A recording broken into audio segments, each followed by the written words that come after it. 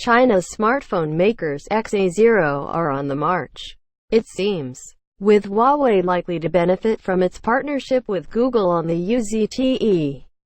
Another Chinese manufacturer is looking to set its own path to get noticed.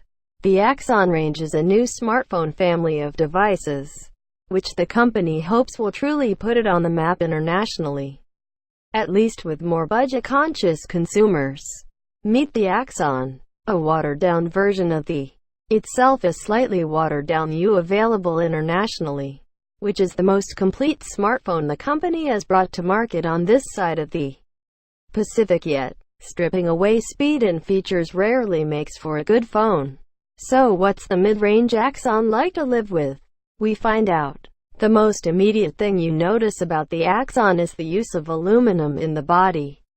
For a company more amenable to using plastic in the past, this is a pretty major shift in direction. And it's a crafty one because the metal largely makes up the back, while the rest of the body is still plastic.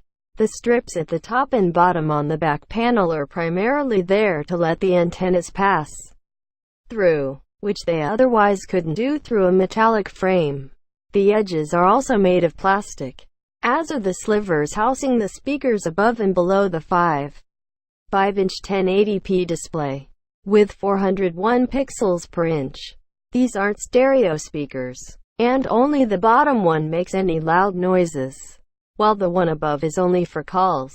The power button and hardware camera shutter release are on the right, the volume rockers on the left, the headphone jack up top, and micro USB connector is at the bottom.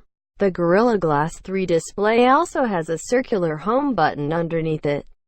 Unfortunately, the